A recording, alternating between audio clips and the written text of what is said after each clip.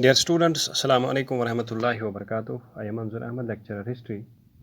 Our today's question for 11th class students of history subject is: how did the winds of change in the USA benefit the natives? Dear students, in this question there is a term winds of change.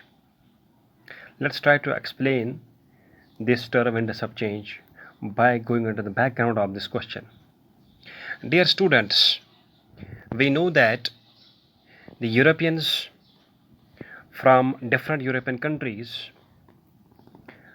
ventured across Atlantic Ocean and reached North America and South America.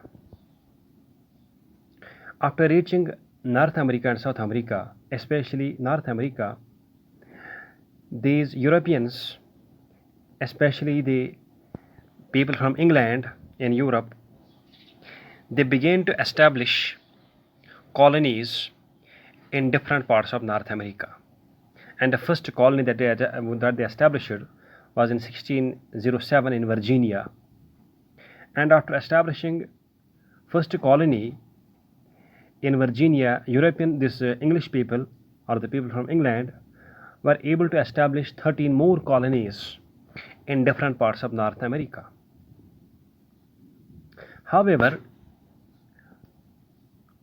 while establishing these colonies, while occupying different areas in different parts of North America and establishing colonies, these English people had to face the natives of North America, means the original inhabitants or indigenous inhabitants of North America who already lived there before the arrival of English people or Europeans to these lands, to North America.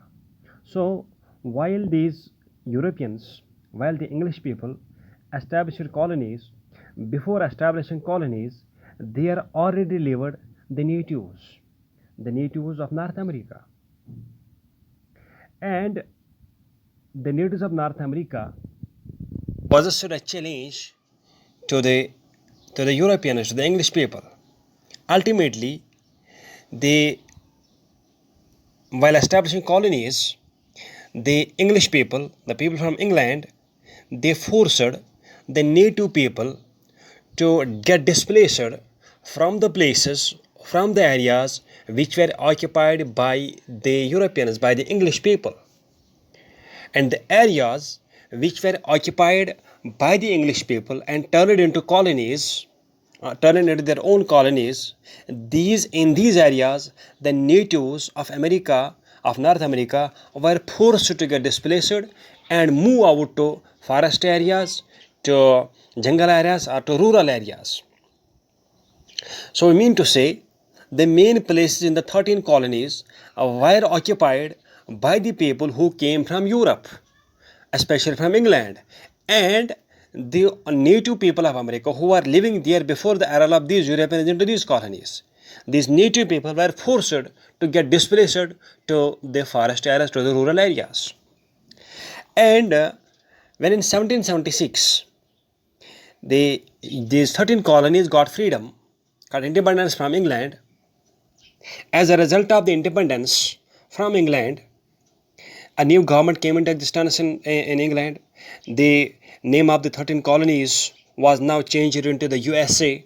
Before the independence, these 13 colonies were known as British America. But now, after the independence, its name was changed and it was named as USA on 9th September 1776. But we understand that when the USA got freedom and English rule came to an end, already a huge number of European settlers had established their permanent living places in North America, in the USA. And when these Europeans, especially English people, had already established their permanent living places in the USA, these people did not go back to England when English rule over the USA came to an end. So they remained in the USA. And when, after the independence, the new government was formed in the USA, in the formation of new government, in the formation of new policies, the European settlers who had settled in different parts of the USA in these 13 colonies, these Europeans played an important role in managing, in deciding various administrative and political affairs of the USA. And the natives who had been displaced to forest and rural areas, these natives, even after the independence, had no place in the political and administrative and social affairs of the USA. So even after independence, the natives to whom basically the America belonged, to whom basically the USA belonged, these natives were even now residing in the rural areas, in the forest areas, and these people had no say in the political and administrative affairs of the USA. The political and administrative affairs of the USA were governed by the European settlers who had settled in the USA and did not go back to England after the freedom of the USA. So even after freedom, the administrative and political and other matters of the USA, economic matters of the USA, were decided by the European settlers who had settled there, and natives had no place even now, even after the independence, in the political, economic and administrative affairs of the USA. However, after some time, changes began to take place. Winds of change began to blow. What winds of change began to blow? These natives who had been thrown out of the forest places, their rights began to be recognized by the governments in the USA. Their, we can say, due rights, their different kinds of rights, political rights, administrative rights, economic rights, their rights began to be restored back in the 20th, 18th, and 19th, and the 20th century. And so we need to say, for a long time, the European settlers from the USA, from the Europe, settled in the USA, and they dominated all administrative, political, and economic affairs of the USA. But after some time in 19th and 20th century, the changes began to take place. That's what we call winds of change began to blow. The winds of change began to blow in favor of the natives, and the rights, we can say, the things which they deserved, the demands, the rights, the aspirations of the natives began to be fulfilled. So changes began to take place in favor of the natives now. So the changes which began to take place in favor of natives came to be known as the winds of change. The winds of change began to blow in favor of the natives in the 19th and 20th century.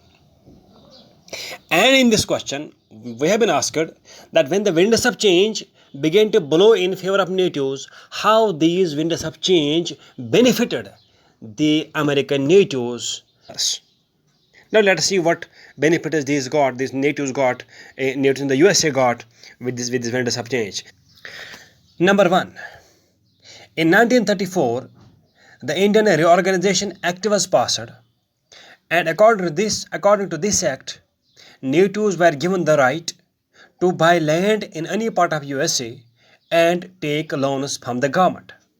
And these rights were denied to these natives before the passing of this act, which was passed in 1934. Number two, in 1954, the USA government gave a proposal to the natives and asked the natives that these natives would be accepted as citizens of USA, which they were not accepted earlier, even though they had been the earliest residents or earliest inhabitants of the USA. But even then, these natives were not accepted as the citizens of USA. But now the USA government in 1954 gave them an offer, a proposal, that these natives would be accepted, the citizens of USA, but for accepting the citizens of USA, they will have to give up their reservations and they will have to adopt the European culture. But natives rejected it, and they made the